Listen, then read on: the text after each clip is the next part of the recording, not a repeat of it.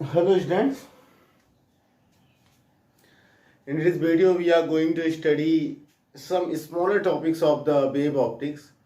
We are only one lecture away to finish the wave optics. The main topic of wave optics is the interference has been completed by me in the previous videos, and the one more topic is said to be the most dangerous topic of the wave optics as well as उस topic को देख के आपको ऐसा लगेगा जैसे कि you are going to start the preparation of the NEET and IT mains and the name of the topic is your diffraction. Clear? The definition of diffraction is no problem, but the cases inside the diffraction is the extremely problems. ये बात समझ में आ रही है? सो वो थोड़ा सा हैवी केसेस होते हैं. खैर कोई बात नहीं, वहाँ जब आएंगे तब पढ़ा जाएगी. तो what we have studies regarding the interference. Clear? In the starting of this chapter, we have seen the Young's double slit experiment. On that experiment, Young's uses a primary source as well as the two slits as well as one screen. Clear? When the light passes from primary source, enters the slits S1 and S2. The slits S1 and S2 produces their own wavelets and which superimpose in the multiple directions between the screen as well as the slit plane. Clear? And due to the superimposition of their waves, a pattern is seen in the screen. Okay, the central portion of the screen was the brighter, and after a central it will become your darker, फिर again brighter, फिर darker, फिर again brighter, फिर darker. और center brighter से जैसे ऊपर same pattern is same just below the center bright. ये बात समझ में आ रही है? We are in the situation now कि हमसे कोई पूछे कि सेंट्रल ब्राइट से कोई भी ब्राइट कितने डिस्टेंस पर. क्लियर? इसका मतलब distance between central bright and nth bright. तो we have complete idea of this one कि that is the distance between central bright and nth bright is how much? That is your n d lambda by कितना होता है आपका? D होता है. Correct? And what is the distance between central bright and nth dark? xn is equal to कितना होता है आपके? 2n plus 1 D lambda by कितना होता है यहाँ पर आपके? डी होता है. Clear? It means what? I have told you that if you want to calculate the distance between central bright and fifth bright, then you have to put value n as 5. If you want to calculate the distance between central bright and sixth bright, then you have to put the value n is as your 6. But if you want to calculate the distance between central bright and first dark, then you have to put n is equal to 0. If you are applying this formula, then in this case put n is equal to 0 for the first dark, put n is equal to 1 for the second dark, put n is equal to 2 for the third dark. Clear? Done. So we must be habitual to use such type of formulas easily. Clear? और इसके अलावा क्या पढ़ा? इसके अलावा we have seen the two types of interference. The first one is your constructive, the second one is your destructive. Constructive interference was that interference where when two waves superimposes in such a way that intensity of the superimposing position is maximum, then such type of superimposition is said to be your constructive interference. So what is the condition for constructive interference? So you can write, sir, delta x is the path difference for constructive interference is your n lambda, and the phase difference between the constructive interference is your 2n pi. Correct? And what is the condition for phase difference and path difference for the destructive interference?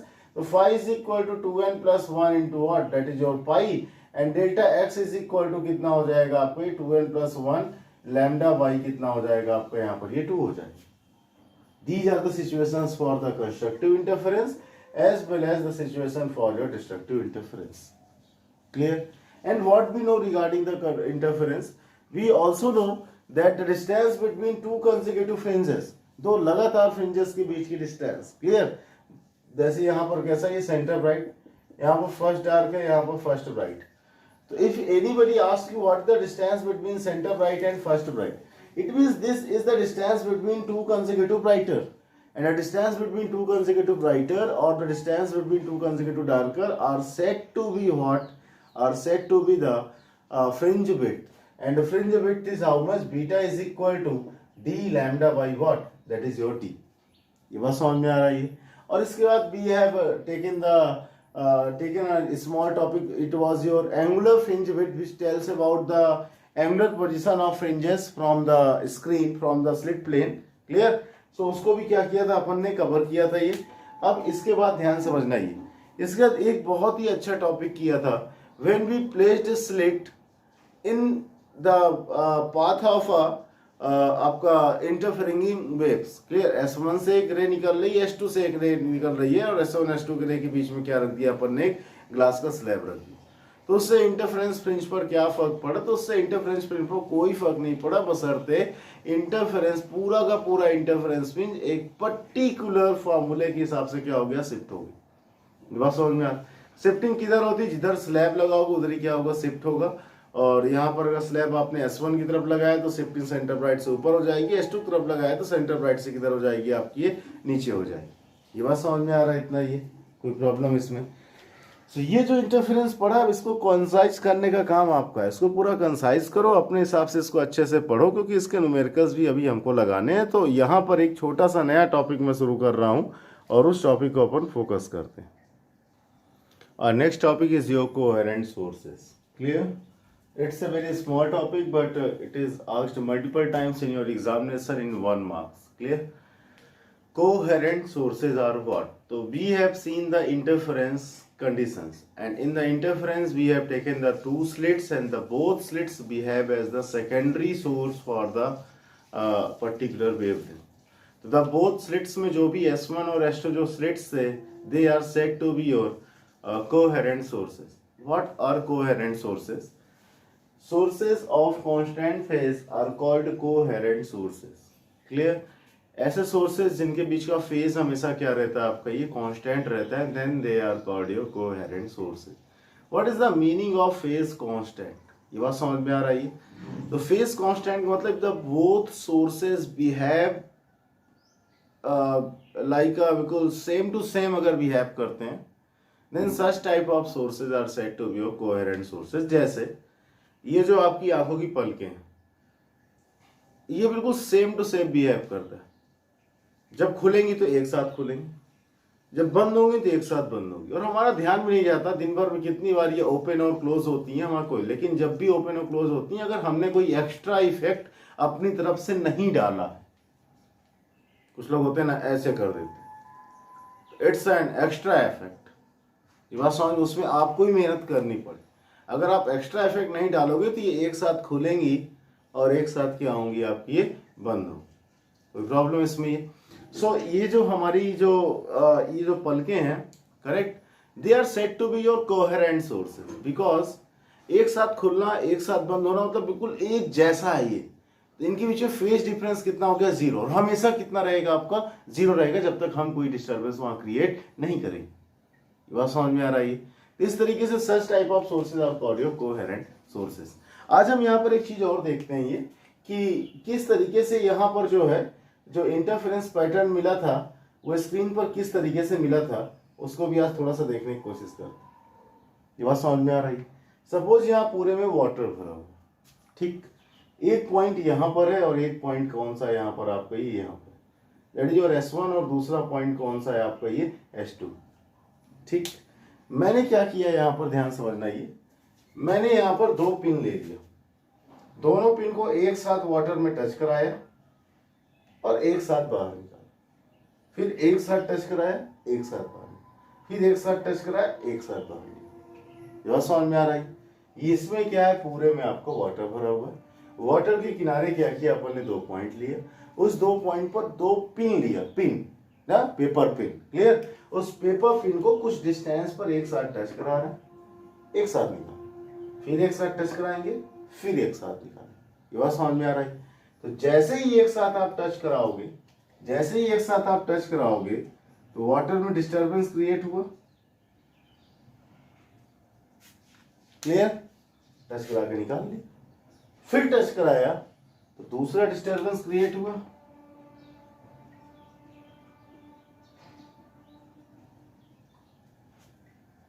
फिर निकाल ली, फिर एक साथ touch कराया तो दूसरा disturbance create हुआ,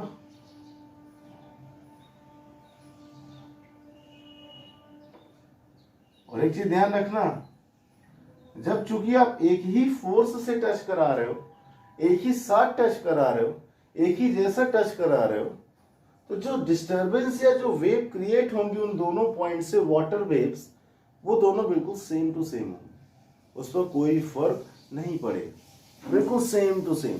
जितनी वेव ये जनरेट करेगा उतनी वेव ये जनरेट करेगा, जितनी वेव इसकी जनरेट होगी उतनी वेव इसकी जनरेट होगी, बिल्कुल सेम टू सेम। तो उनकी वेव्स इस तरीके से पूरा वाटर पॉन्ड में, पानी के तालाब में पूरा उनकी वेव इस तरीके से ये क्या होने लगेगी आपका, ये दैट इज योर, इस तरह होने लगेगी।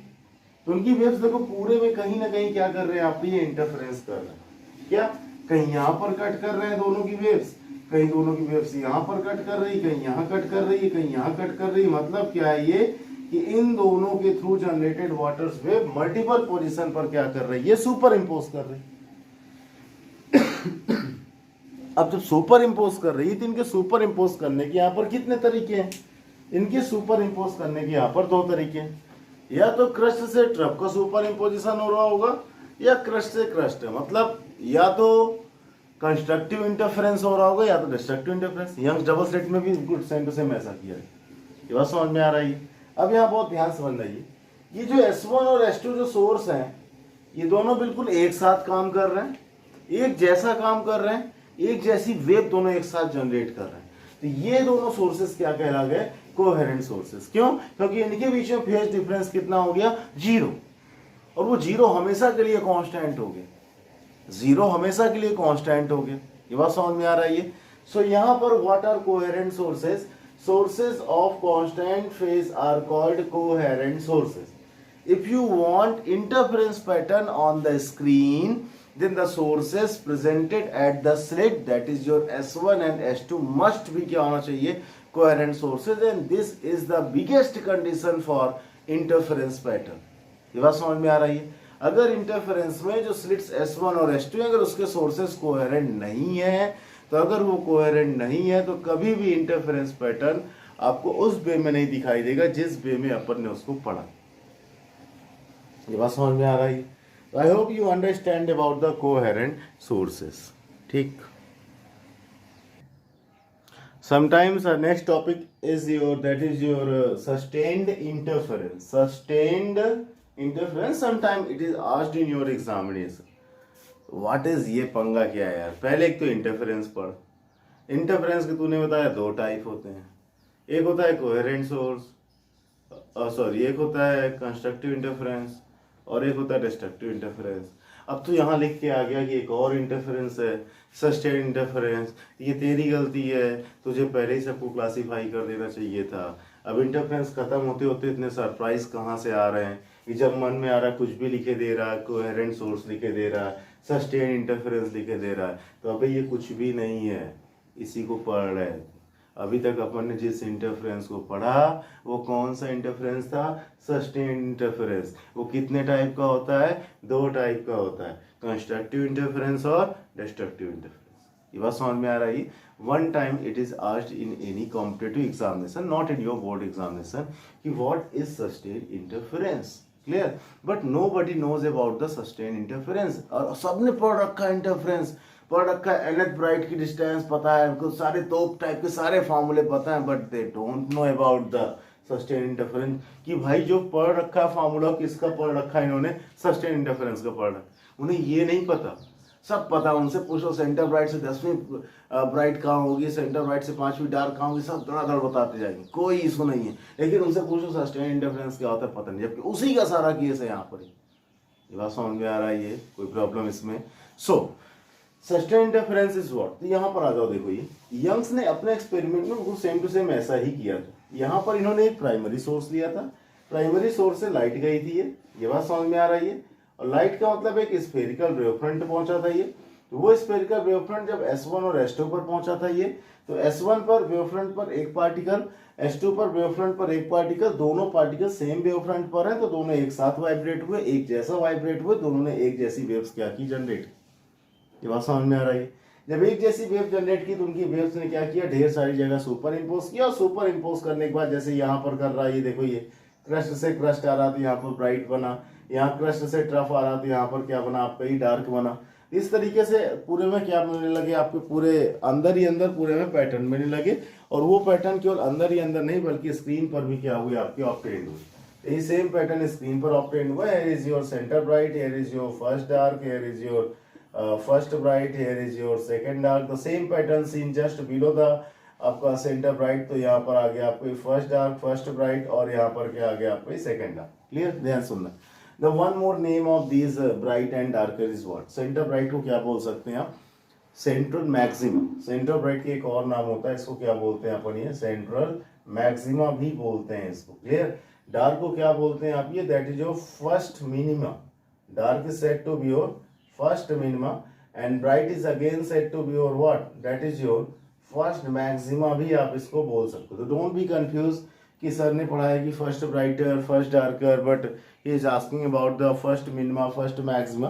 तो they are the another name of the this one. Clear. अब यहाँ समझो, अगर मैं यहाँ के बल्ब को बंद कर दूँ तो ना कोई वेवलेट जाएगी, ना कोई हाइजेंस प्रिंसिपल से सेकेंडरी सोर्स का वर्क करेगा, और ना यहाँ कुछ मिलेगा। मतलब पैटर्न छोड़ो, पूरे में डार्क ही डार्क मिलेगा क्योंकि लाइट गई नहीं। बस समझ। अरे जब भी बल्ब ऑन करोगे, अगर यहाँ एक ब्राइट मिला है, यहाँ एक डार्क मिला है, यहाँ एक डार्क मिला है, क्योंकि डार्कर डॉटेड से कट कर रही है, ये मैंने बता चुका है पहले ही मैंने ये। और स्क्रीन पर ऐसा पैटर्न मिला, suppose T is equal to 0 पर आपने बल्ब ऑन किया तो सेम पैटर्न दिखाई। सब कुछ उसी जगह रखा हुआ है, ठीक है, सोर्स भी सब कुछ उसी जगह। डन। आपने बल्ब को टी इज इक्वल टू 0 से 5 सेकंड तक ऑन रखा, फिर आपने क्या कह दिया कि इसको यार बंद कर दिया, आपने बल्ब बंद कर दी। बंद करने के बाद आपने बल्ब को फिर ऑन रखा, 5 टू कहाँ तक ऑन रखा, ये दैट इज योर 10 सेकंड। अगली बार जब उसी पोजीशन पर ऑन करोगे बल्ब को, तो क्या लोकेशन चेंज होगी क्या इनकी? हो सकता है शायद सेंटर ब्राइट और पहले डार्क के बीच की डिस्टेंस चेंज हो जाए। नहीं, जहां जो जैसा वैसा ही रहेगा। अगर ये सब कुछ फिक्स है तो जितनी बार ऑन ऑफ करोगे उतनी बार मिलने वाला पैटर्न कहाँ रहेगा? अपनी ही जगह रहेगा। ये बात समझ में आ रही? और अगर वो मिलने वाला पैटर्न अगर अपनी ही जगह है, तो यहाँ पर जो इंटरफेरेंस हो रहा है, जो कंस्ट्रक्टिव डिस्ट्रक्टिव इंटरफेरेंसेस हो रहे हैं, उनकी पोजीशन टाइम के साथ चेंज नहीं हो रही है। जहां पर है वहीं पर है, वो लगातार वेव्स जो निकलेगी। अगर एक बार यहाँ ब्राइट मिल गया बच्चा, तो जितना चल 1 घंटे ही बल्ब ऑन रखोगे तो यहाँ हमेशा क्या मिलता रहेगा? ब्राइट ही मिलता रहेगा। इस ब्राइट की पोजीशन टाइम के साथ चेंज नहीं होगी। तो एक ऐसे इंटरफेरेंस जिसकी फ्रिंजेस का पैटर्न या जिसके अंदर इंटरफेरेंस के दौरान जो कंस्ट्रक्टिव डिस्ट्रक्टिव इंटरफेरेंस मिलते हैं, उनके ब्राइटर और डार्कर का पैटर्न अगर टाइम के साथ चेंज नहीं होता है तो उसको क्या बोलते हैं अपन? ये सस्टेन्ड इंटरफेरेंस बोलते हैं। और सस्टेन्ड इंटरफेरेंस आपको अब समझ में आ गया होगा कि अभी तक आज तक जो भी अपन ने इंटरफेरेंस पढ़ा है, बार बार अपन एक सिंगल टाइप का डायग्राम बनाते थे, बीच में सेंटर ब्राइट लेते थे, फिर फर्स्ट डार्क, फिर फर्स्ट डार्क, फिर फर्स्ट ब्राइट, फिर फर्स्ट ब्राइट। तो वो हमेशा कौन सा इंटरफेरेंस होता था आपका? ये सस्टेन्ड इंटरफेरेंस। तो what are sustained interference? The interference whose fringe pattern does not change with respect to time are said to be your sustained interference. कोई प्रॉब्लम इसमें? ये बात समझ में आ रही? सो यहाँ पर ये भी पूछा था कि what are the condition for interference? Interference की क्या कंडीशन होनी चाहिए? तो कभी कभी यही आपका सिंपल इंटरफेरेंस है, ठीक है, इसमें कंफ्यूज नहीं होना। This is simple interference which is also called your sustained interference. So sometimes it is asked what are the conditions for sustained interference, उसको मैं बोलता हूँ what are the conditions for your interference. Clear? So here we are going to study about the condition for interference. Interference की condition क्या होनी चाहिए? The first condition is what? कि the sources S1 और S2 just behave as the secondary source because they are on the same wavefront generated by the primary source. ये बात समझ में आ रही है? तो S1 S2 किसकी तरह बिहेव करेंगे? आपकी सेकेंडरी सोर्स की तरह बिहेव करेंगे। So what are the condition for interference? की इंटरफेरेंस कब होगा? तो the first sources must be क्या होना चाहिए यहाँ पर आपका? ये sources must be coherent. Clear? For interference pattern, if you want to obtain interference pattern on the screen, then the sources must be क्या होना चाहिए आपका? ये कोहेरेंट होना चाहिए। ये बात समझ में आ रही है? कोई प्रॉब्लम इसमें? Done. And the second assumption is what? Second assumption is what? Capital D must be much much greater than क्या होना चाहिए आपका? ये स्मॉल डी होना चाहिए। Clear? Capital D much much greater than क्या होना चाहिए आपका? ये स्मॉल डी होना चाहिए। ठीक। And the third is what small D, जितना भी हो सके उतना क्या होना चाहिए आपका ये स्मॉल होना चाहिए, small D as small as possible. Clear? So what are the basic conditions for getting the interference pattern on the screen? The first situation is your sources must be coherent. Capital D must be much greater than small d, as well as the small d must be less than कितना होना चाहिए आपको ये small होना चाहिए. ये बात समझ में आ रहा है? What are the small d and capital D? You know very well. Suppose here is the two slits, that is your S1 and that is your S2. The distance between slits is your D. And here is this one, the screen, and the distance between the screen as well as the plane containing slits. एक plane ये है, इसमें दो slits हैं और यहाँ पर screen. तो स्लिट प्लेन और स्क्रीन के बीच की डिस्टेंस को क्या बोलते हैं अपन? कैपिटल डी बोलते हैं. ये बात समझ में आ रही है? और यहाँ पर ध्यान समझना, आपने पढ़ रखा है फ्रिंज विड्थ, तो बीटा इज इक्वल टू कितना होता है यहाँ पर आपको? ये डी लैम्डा डिवाइड बाई कितना होता है? ये डी होता है. करेक्ट? तो बीटा इज इक्वल टू कितना होता है आपको? ये D lambda divide by D होता है. मैंने क्या बताया था कि अगर हम फ्रिंज विड्थ को चेंज करना चाहें तो what is our basic requirement? We want minimum fringe width और मैक्सिमम फ्रिंज विड्थ. तो fringe width is what? The distance between two consecutive darker और the distance between two consecutive brighter fringes. ठीक. So यहाँ पर if you want to perform the Young's double slit experiment, so you want clear pattern which is visible from the naked eye on the screen. ये बात समझ में आ रही है? उसके लिए what you want the proper gap between the brighter films, proper gap between the darker films, ताकि पैटर्न आपको अच्छे से दिख सके. जब गैप आपको ज्यादा चाहिए तो बीटा मस्ट भी क्या होना चाहिए? हाई होना चाहिए. अब बीटा जब हाई होगा तो उसको बोलेंगे बेटर इंटरफेरेंस होगा. और इसी के हाई होने की सिचुएशन क्या हो जाती है? आपकी कंडीशन फॉर इंटरफेरेंस बन जाती है. कैसे? यहाँ पर देखिए, बीटा कब हाई होगा? जब डी की वैल्यू क्या होगी? ज्यादा होगी. बीटा कब हाई होगा? जब स्मॉल डी की वैल्यू क्या होगी? कम होगी. देखो ध्यान से, दोनों को अगर एक साथ अप्लाई करें, कैपिटल डी ज्यादा होना चाहिए, स्मॉल डी कम होना चाहिए. ये स्क्रीन जितना दूर रखोगे पैटर्न उतना आसान, इनके बीच में डिस्टेंस जितना कम रखोगे उतना बेहतरीन पैटर्न बनेगा. तो दोनों सिचुएशन लगी है. ये तो कैपिटल डी स्मॉल डी से बहुत ज्यादा होता भी है, और दूसरी बात स्मॉल डी कैसा होना चाहिए? बहुत ही स्मॉल होना चाहिए. ये बात समझ में आ रहा है? और यहाँ जो प्राइमरी सोर्स रखते हो उससे जो लाइट जनरेट करते हो ये, उस लाइट के पास एक वेवलेंथ रहती है. ये बात समझ में आ रही है? करेक्ट. और वो जो सोर्स रहता है वो कैसा होना चाहिए? मोनोक्रोमेटिक सोर्स ऑफ लाइट होना चाहिए. करेक्ट. तो यहाँ पर क्या होना चाहिए आपको? That is your monochromatic source of क्या होना चाहिए आपका? ये प्राइमरी सोर्स. जो प्राइमरी सोर्स होना चाहिए ये कैसा होना चाहिए आपको? यहाँ पर ये मोनोक्रोमेटिक होना चाहिए. ये बात समझ में आ रही है? मतलब एक ही कलर की लाइट उसको प्रोड्यूस करनी चाहिए. बार बार प्योर पैटर्न में करेगा तो वहाँ इंटरफेरेंस पैटर्न हमको उतना अच्छा विजिबल नहीं होगा. ओके. तो one more important and the last topic is your interference is what? The intensity curve for the interference. Intensity curve for the interference का मतलब क्या है? देखो ध्यान से, what B obtain. Suppose screen को भी इस तरीके से बनाता था, अब स्क्रीन को मैं ऐसा बना रहा हूं इस तरीके से. Like this is our screen. At the mid point of screen you will get central bright. इधर जाएंगे तो एबव है, इधर जाएंगे तो बिलो. ऐसे कर दोगे तो ये एबव है, ये कैसा है? Below. Okay. And here we got your first dark, then we got your first bright, then we dark your second dark, and you got your second bright, and so on. Here is your suppose कैसा आ गया? Third dark, and so on. चलता चला जा रहा है. Clear. Similar way में left side भी होगा. दैट इज योर D1 होगा, यहाँ B1 होगा, यहाँ D2 होगा आपका, ये यहाँ पर B2 होगा, और यहाँ पर क्या होगा आपका? D3 होगा. और सिमिलरली इधर भी चला जा रहा है. ये बात समझ में आ रही है? Centre brighter what? जहाँ पर इंटेंसिटी मैक्सिमम होती है. डार्कर और वॉट? जहाँ पर इंटेंसिटी मिनिमम होती है. मिनिमम का मतलब क्या? जीरो. जहाँ लाइट ही ना हो वो पॉइंट क्या होगा? डार्कर होगा. इसका मतलब डार्कर्स में इंटेंसिटी कितनी होती है आपकी? जीरो होती है.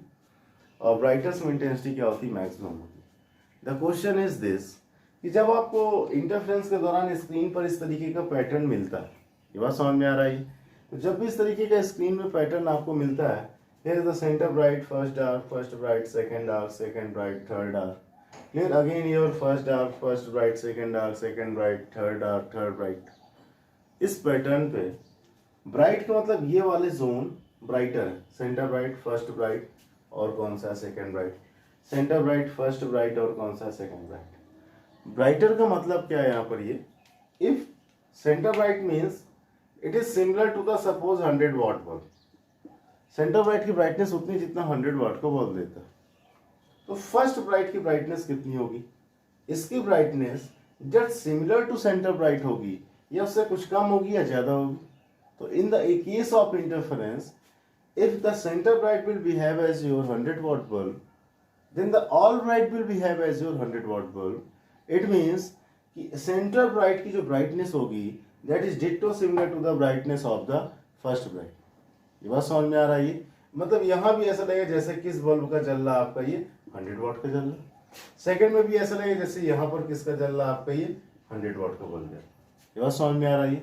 मतलब all brighter will be what, will be same in the interference pattern।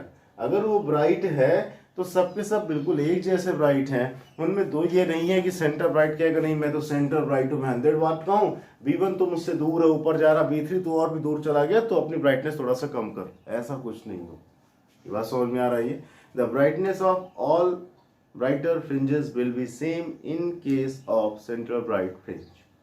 ठीक, फिर यहाँ पर देखो है क्या ये, here we want to plot a intensity curve, so here is suppose as taken as your intensity, this is what intensity versus position of the fringes के बीच में क्या खींचने वाले हैं अपन, कर्व खींचने वाले हैं। और किसके लिए आप खींच रहे हैं ये curve, that is for the interference. ये बात समझ में आ रहा है इतना ही। सो यहाँ पर देखो है क्या ये, सपोज सेंटर ब्राइट की इंटेंसिटी कुछ है, कितनी, सपोज आई, सेंटर ब्राइट की इंटेंसिटी कितनी हो गई, आई हो गई। फर्स्ट ब्राइट की इंटेंसिटी भी कितनी रहेगी,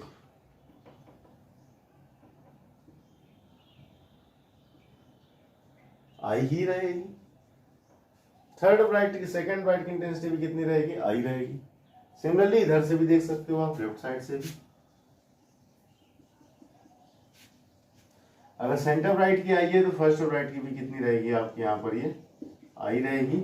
और सेकंड ब्राइट है, जितनी ब्राइट आएंगी सबकी इंटेंसिटी कैसी रहेगी आपकी, आई रहेगी। इतना समझ में आ रहा है। ठीक, डार्क की इंटेंसिटी क्या हो जाएगी, डार्क मतलब जिसकी इंटेंसिटी कितनी हो, जीरो। इंटेंसिटी इधर बढ़ रही है, यहाँ से स्टार्ट हो रही थी, यहाँ पर जीरो है, तो सारे डार्कर की इंटेंसिटी कितनी रहेगी आपकी यहाँ पर, आपकी ये दैट इज योर जीरो रहेगी। ये बात समझ में आ रहा है। अब ग्राफ पर प्लॉट करते हैं इस तरीके से, इंटेंसिटी मैक्सिमम से हुई मिनिमम, मिनिमम से हुई मैक्सिमम, फिर मिनिमम, फिर मैक्सिमम, सारे पॉइंट्स को मिलाते हैं। तो यहाँ पर इंटेंसिटी आई इस तरीके से, फिर इस तरीके से गई, फिर इस तरीके से आई, फिर इस तरीके से गई, फिर इस तरीके से। ये बात समझ में आ रहा है। Similarly on coming to the left side, आई से आ गई कितनी, जीरो, आई से आ गई जीरो, और जीरो से फिर क्या हुई आपकी मैक्सिमम, मैक्सिमम से फिर जीरो, जीरो से फिर हुई मैक्सिमम, मैक्सिमम से फिर क्या होगी आपकी जीरो। और इस तरीके से ये ग्राफ आपका कहीं रुकने वाला नहीं है, इस तरीके से ग्राफ आपका लगातार बढ़ता चला जाएगा। तो this is the important graph and it is used when we compare interference phenomena with the next new phenomena that is your diffraction. So वहां पर क्या करते हैं अपन, इस तरीके के कंपैरिजन से एक दूसरे को कंपेयर करते हैं। ये बात समझ में आ रही है। It's all about your interference. जो छोटे टॉपिक्स थे वो भी क्या हो गए आपके, खत्म हो गए। मुझे केवल एक दिन चाहिए, one lecture with of around 45 minutes, ठीक है, and we will finish diffraction. ठीक, सो डिफ्रैक्शन को हम क्या करेंगे, फिनिश करेंगे। So in the today's video इतना ही। बस आप लोग से अपील है कि नो डाउट इस वीक में एक आध वीडियो आपके पास नहीं है। The reason is what, when I send a video I go for the views कि how many students have seen the videos। So यार पिछला वीडियो ही टोटल आप लोग की स्ट्रेंथ अराउंड 60 या 70 के आसपास है, दोनों बैच मिला के। ये बात समझ में आ रही है। 60-70 में से जो व्यूज़ हैं 26-27 लोगों ने देखा लास्ट पार्ट। अब उन लोगों में से जो 26-27 लोगों ने देखा है उनमें कुछ ऐसे ही होंगे जिन्होंने जस्ट लिंक ओपन किया फिर बंद कर दिया। अर्ली 5 या 10 होंगे जिन्होंने पूरा देखा। भाई पूरा देख लो अगर चाहते हो कि फिजिक्स जैसे सिंपलेस्ट सब्जेक्ट में पास हो जाएं तो सबसे सिंपल सब्जेक्ट पूरी 12th में फिजिक्स ही लगेगा। तो ये बात समझ में आ रहा है। उसमें पास होना उतना ही है इजी भी है, बैक आती ही नहीं है फिजिक्स में। हाँ, फिजिक्स में कोई बैक नहीं आती, कोई कंपार्टमेंट नहीं आता। अपने स्कूल में पता करें ना, आज तक फिजिक्स में कोई कंपार्टमेंट नहीं है। अबे सबसे ज़्यादा कंपार्टमेंट फिजिक्स में आती है। हाँ, उस सब्जेक्ट को सीरियसली नहीं ले रहे हो, नहीं समझ में आ रहा तो एक बार पूछो, मुझसे समझ में नहीं आ रहा कहीं और पढ़, ये बात समझ में आ रहा। लेकिन जो भी वीडियोस भेजे जाते हैं, और वीडियोस बनाना इतना आसान नहीं होता कि तुम्हें लग रहा है कि हाँ व्हाइट बोर्ड के सामने खड़े हो गए, ये हो गए। एक आधे घंटे को वीडियो बनाने के लिए हमारा 2 घंटे जाता है, ये बात समझ में आ रहा है। तो थोड़ा सा उसको सीरियसली लिया करो, जो होमवर्क दिया जाए होमवर्क करो, इतना हैवी लोड नहीं है तुम्हारे ऊपर, इतना भी नहीं घर में बिजी हो कि ये सब ना कर पाओ। और वो जो रेडीमेड बहाना है sir, network issue, mobile issue, वो ठीक है रखो। जब तुम्हें काम होता है तो तुम्हारे सारे काम चल जाते हैं मोबाइल से, बस पढ़ाई के नाम पे तुम्हारा नेटवर्क और मोबाइल इशू शुरू हो जाए। खैर छोड़ो, जो भी करना हो करो यार। Okay, thank you.